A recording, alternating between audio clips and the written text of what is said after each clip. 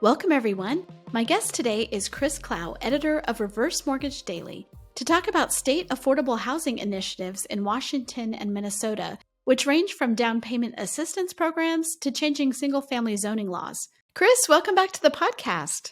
Always appreciate the chance to join you, Sarah. Thank you. I love having you on. We have so much to talk about. You do a lot of our policy coverage.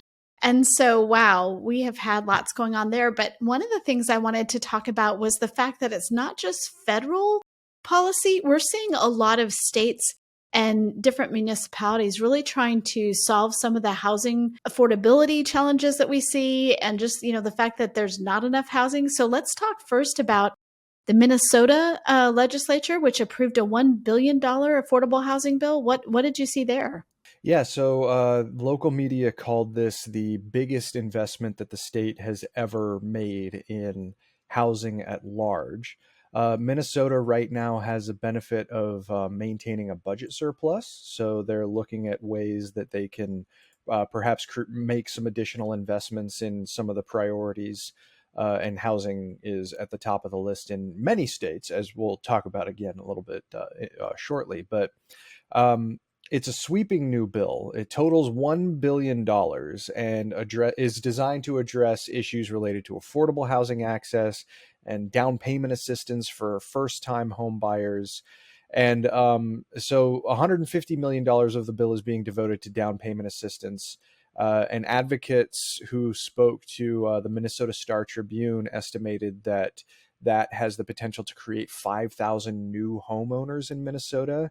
But people who are seeking that kind of assistance have to go through an eligibility process.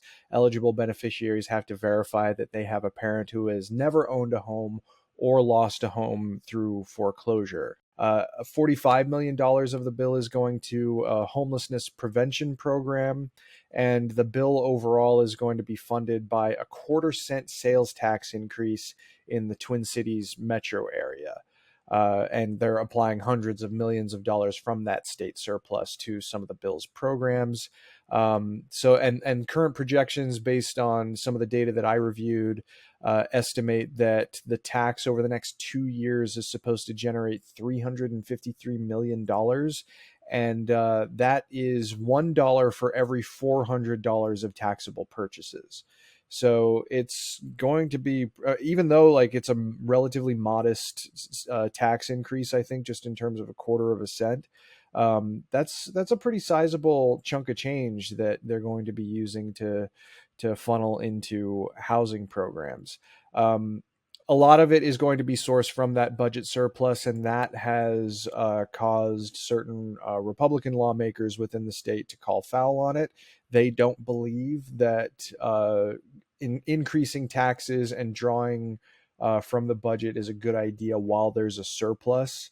Republican lawmakers contend that a lot of the issues that are related to housing affordability actually stem from overregulation, and feel that this bill does nothing to address that. But it's been approved by both houses of the legislature, and Governor Tim Walz is expected to sign it.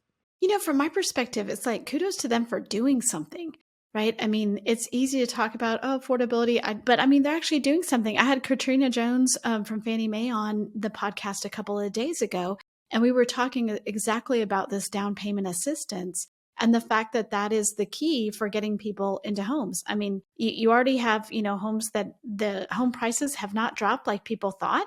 And then you have higher mortgage rates than, say, we had this time last year and the couple years before that. So that down payment assistance, if that could get 5,000 people, new homeowners, that seems like a sizable difference.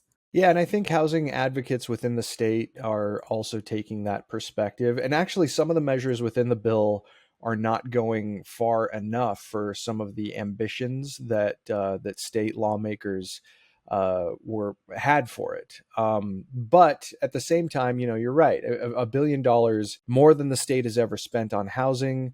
And only the money from the metro sales tax and another $50 million from the state's general fund is also going to be going to vouchers for aiding renters. So they're really trying to attack a lot of different housing issues from several different angles. And I know that there is criticism, and in some cases viable criticism, that you're not going to be able to solve these problems just by throwing money at them. But the fact that they're making an investment of this size in their housing worries, many of which are applicable to states across the country, yeah, I think housing advocates certainly have a reason to be optimistic about the ways that this additional money can be applied to those problems. I think one thing that really caught my eye on this is the fact that if you want to qualify for that down payment assistance, you have to verify that your parents have never owned a home or lost one through foreclosure. Which reminds me of what it was all the rage when the Biden administration first got into office. They were talking about this on a federal level, on a national level, and you had several things that were working against that. One of it was like this would incentivize people at exactly the wrong moment when we already had a lack of housing. And you could say, in this case, if you have 5,000 new homeowners, are you going to have any houses for them to buy? It is one obstacle, correct? Yeah, well, and I mean, how many times have you heard speeches from leaders at the Department of Housing and Urban Development or even elsewhere in the government talk about how if you want to create intergenerational wealth, that really begins with home ownership? And what Minnesota is trying to do is, at least what it looks like to me when I look at the language of the bill and some of the goals that it has, is that it's trying to create not only first time home buyers, but first generation home buyers. And that seems to be a pretty big dividing line in sort of encompassing what the ambitions of the legislation really do entail. So I think it's an interesting approach. And if people subscribe to the notion that intergenerational wealth is created by home ownership, then the idea of creating as many as 5,000 new first generation home buyers could potentially make a big difference well into the future for people.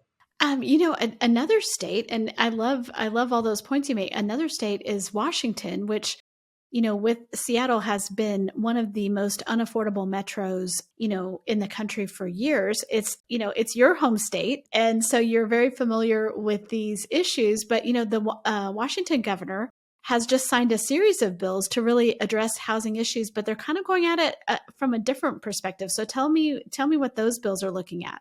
Sure. Well, if you drive around here anywhere north of Seattle, I mean, it's pretty easy to see that while there has been like a spur of construction of 5/1 apartment buildings, there's a lot of land across the state that that is only zoned for single family homes.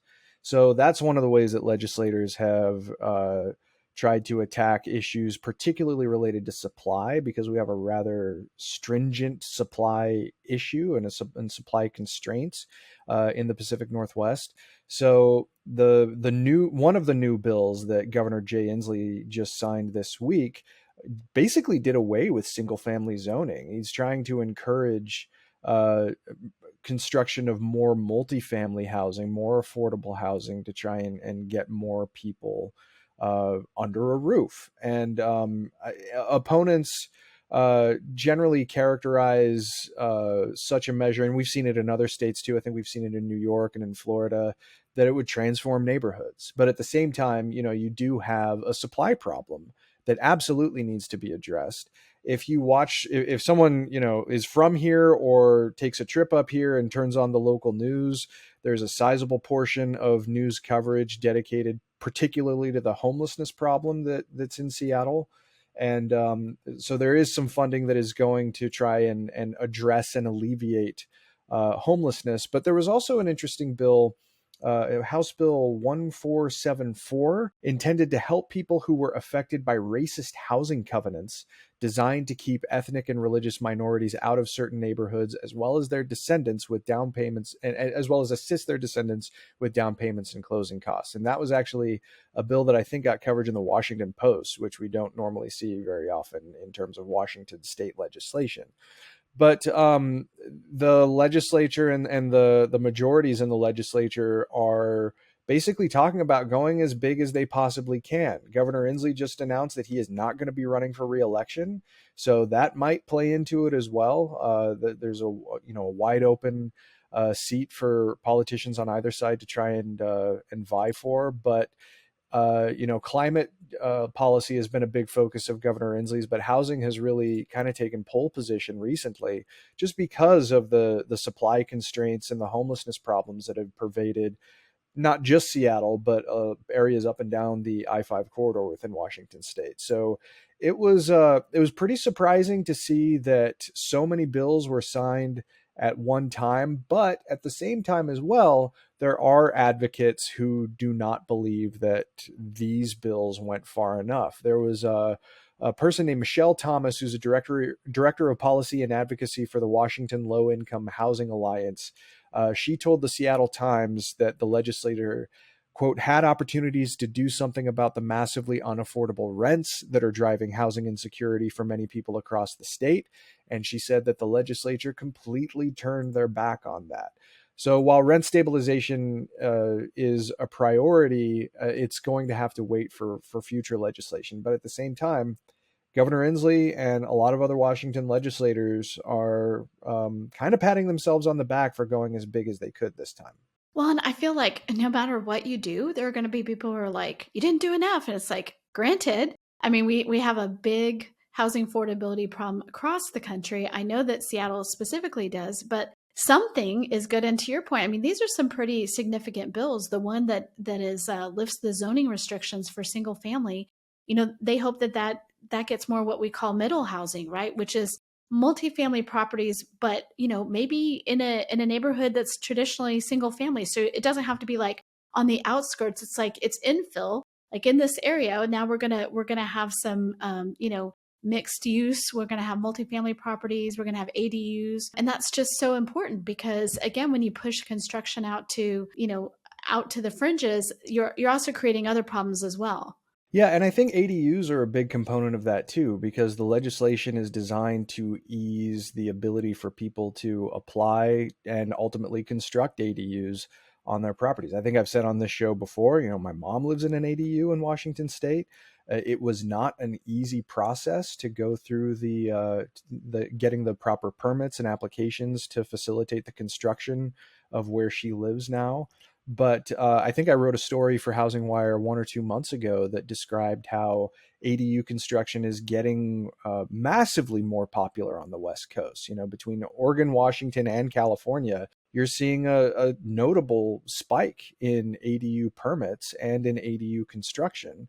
And especially, I think that kind of corresponds a little bit with some of the work that I do on RMD and some of what I see in terms of senior housing, just because there are seniors who are getting closer to retirement who maybe don't have a clear path to make ends meet, whether it's because, they're enduring issues stemming from inflation or market difficulties or hits to their retirement accounts.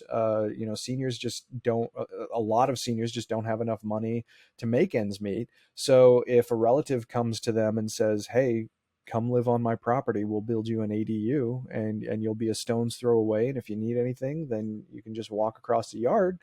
Then, that can make a big difference for people. And I think that that's going to have an outsized impact on older residents, but it'll be really interesting to see, in 10 or 15 years, how ADUs that were maybe initially constructed for the purpose of housing an older relative or family member, how those are used in the future. Are they going to be converted into rental spaces, or, are more kids maybe going to stay at home for longer if they have a greater degree of independence? It's going to be really interesting to see how that unfolds.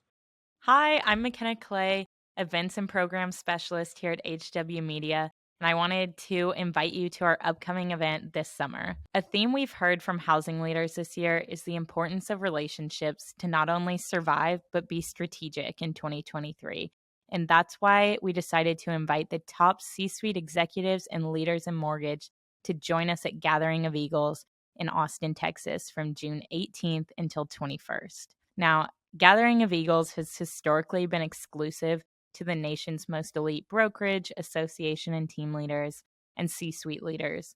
But for the first time this year, we're opening up the audience to include execs from mortgage, title, and insurance so that you can connect and build vital partnerships for your business. If you want to learn more, visit the events page on realtrends.com and you can get registered today to come hang out with us in Austin.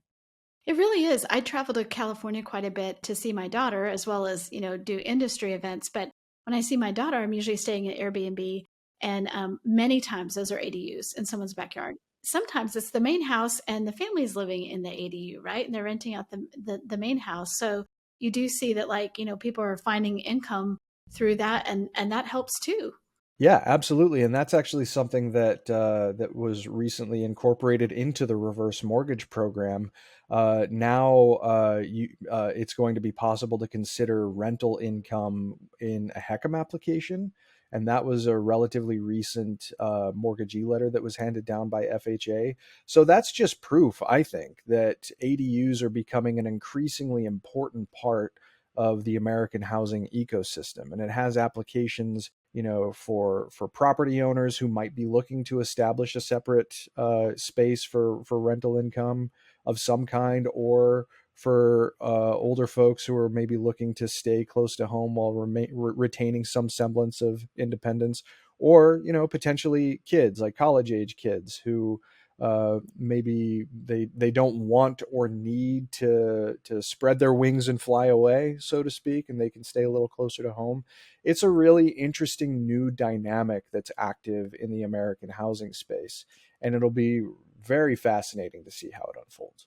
So I love this. So you are editor of Reverse Mortgage Daily, but you also write on policy issues and a whole lot of issues for HousingWire. We have what we call a global newsroom, but you have honed your craft, made a lot of your career in the reverse space. So you know a lot about that. And, this is a perfect segue into some of the other stories you've been writing on Reverse Mortgage Daily. And one of them is that HUD announced grants for low-income seniors to age in place. And you really make the point in that story that this is really a HUD priority, is to help seniors stay where they are. It makes all the sense in the world to us when we think about it, but tell us a little bit about that program.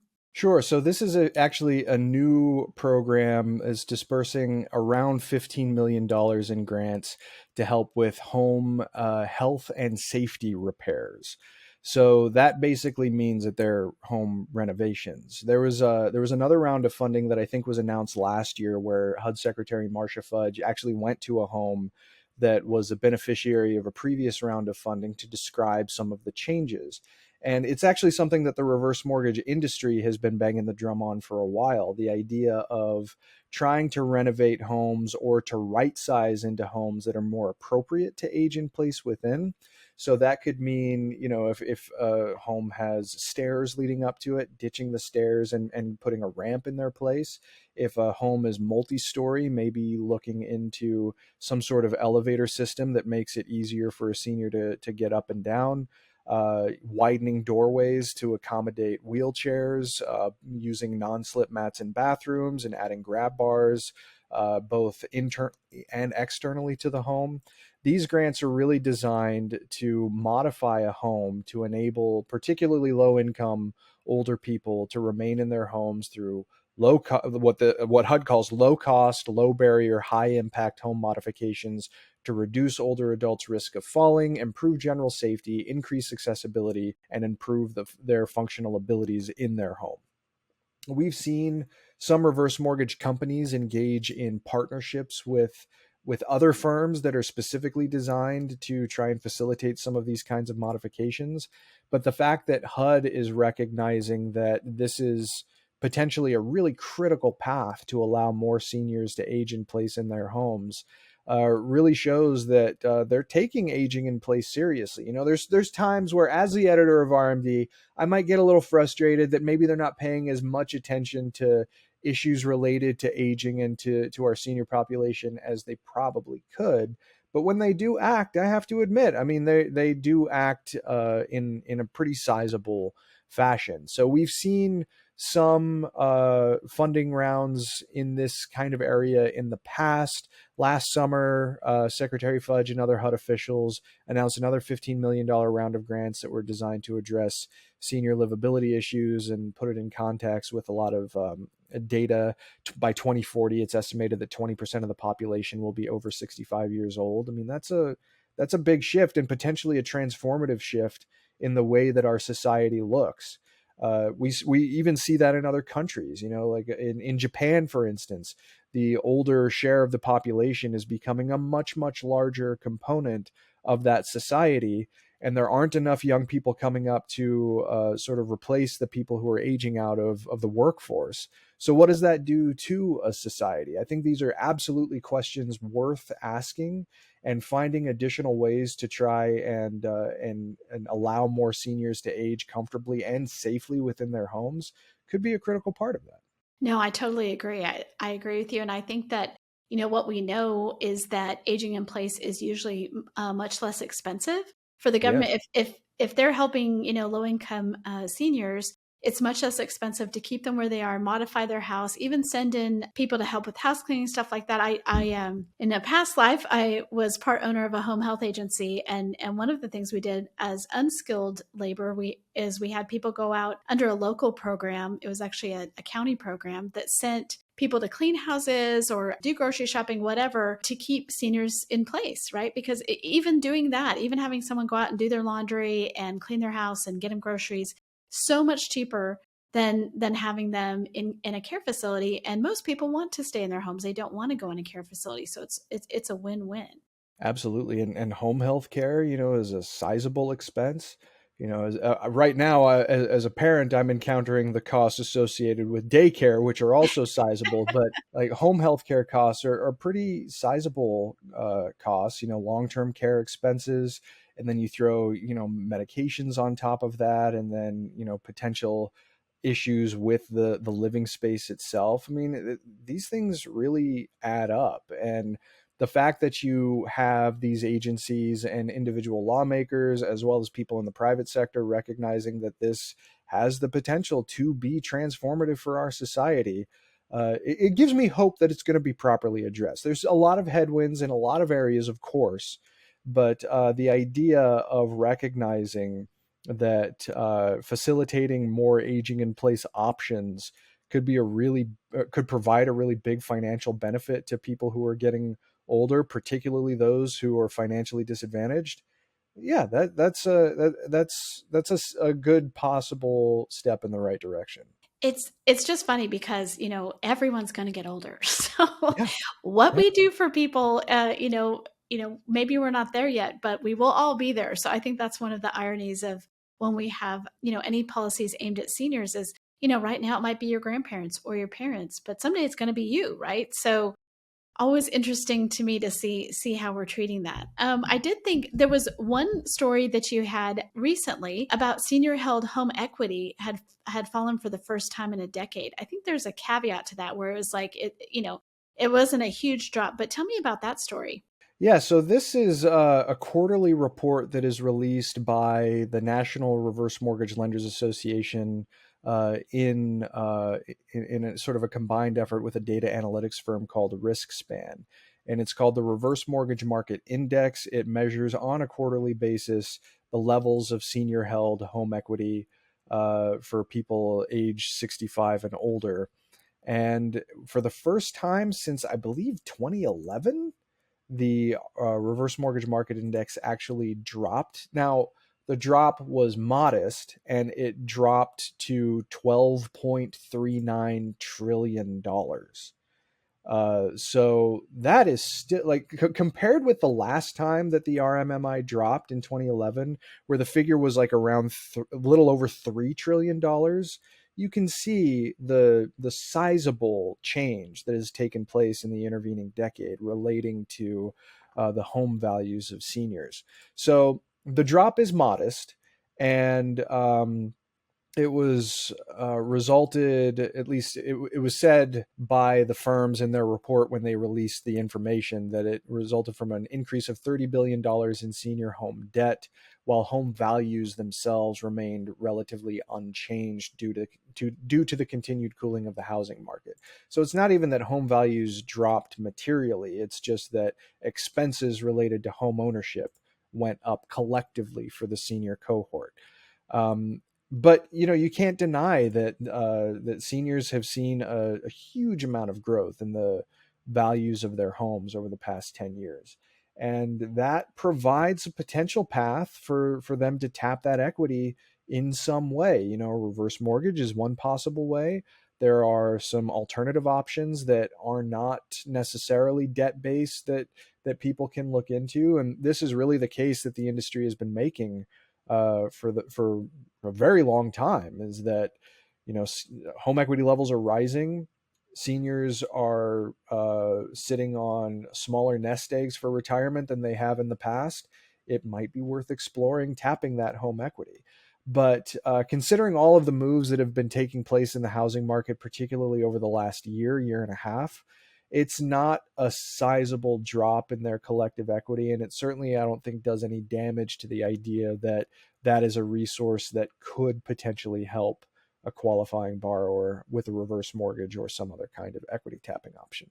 Well, obviously, on Reverse Mortgage Daily, you are always reporting on how it could help. And one of the things that you published this week looked at for baby boomers, that generation is woefully unprepared for retirement, which we've all known, right? But the numbers here are pretty stark. Where it looked like, did it say 58%? According to the Census Bureau, 58% don't have any retirement savings. Yeah, 58% of baby boomers. It's a figure that rises based on age, which I thought was pretty stark, all things considered. And it presents a more serious potential issue when you think about all of the issues that we hear about in the news seemingly every other month about the headwinds that are being faced by the Social Security Trust Fund, which I have also reported about on RMD, because a lot of people solely rely on Social Security benefit payments after they stop working. And a lot of people have an incorrect perception about how much that's actually going to be able to help once they end up retiring from their jobs.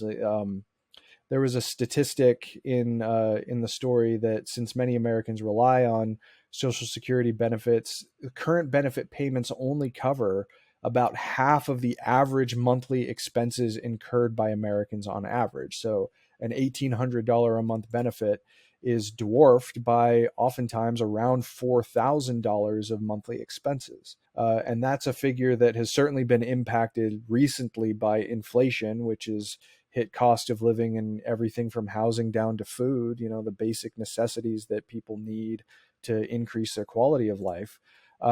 But it's just, I think it just further illustrates the disconnect that a lot of people have about the concept of retirement.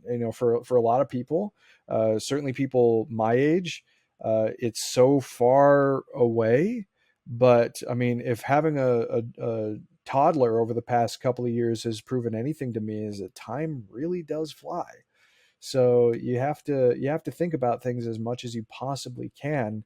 And this recent data just emphasizes how much that is the case. This was sourced from a story that appeared in The Hill, and they also cited data from the Bureau of Labor Statistics. The share of people older than 75 in the workforce is slated to reach 11% by 2026, and that's up from 5% in 1996. So, we're not just seeing the trend of an older and more aged society in other countries. We're seeing it here. It is developing here. So that just brings up all the other things that we just talked about regarding aging in place, but it also brings up issues related to how you make ends meet in retirement. No, it really does. And I mean, I would say that it feels like, hopefully people can be healthier for longer. But certainly some of those people who are still working at that age is because they have to. It's not just like, oh, I would like to do this and it keeps me sharp or whatever. It's like, I need the money. Well, and that's actually been a component of some of the data recently, is that life expectancy is getting longer. But as positive as that news generally is for people, it also does come with some associated costs, because the way that people were planning for retirement 30 or 40 years ago just does not apply to the way that people plan for retirement now. You need to plan for longer retirements. You need to try and figure out a way for your resources to outlast you. And that's a difficult thing to try and accomplish for a lot of people. So it just coalesces a lot of the issues related to retirement. And for the reverse mortgage industry in particular, I think it puts into focus that, hey, home equity's here, reverse mortgage companies are here. But another component of that story is that you have seniors who just aren't willing to go there. And some of it might be an aversion to taking on additional debt later in life, which is certainly a viable concern. But there are also not enough sufficient ways to try and explore alternatives. So if you don't have an abundance of alternatives, how long is it going to be before you consider tapping the equity that you've built up in your home? It's a valid question. It is a valid question. And Chris, I'm so glad that you're the one who helps us understand these things. You're on the beat. You are always looking at this for us. So I just want to say thanks for coming on and explaining the latest news. Hey, I always appreciate the chance to talk with you. Thank you very much, Sarah.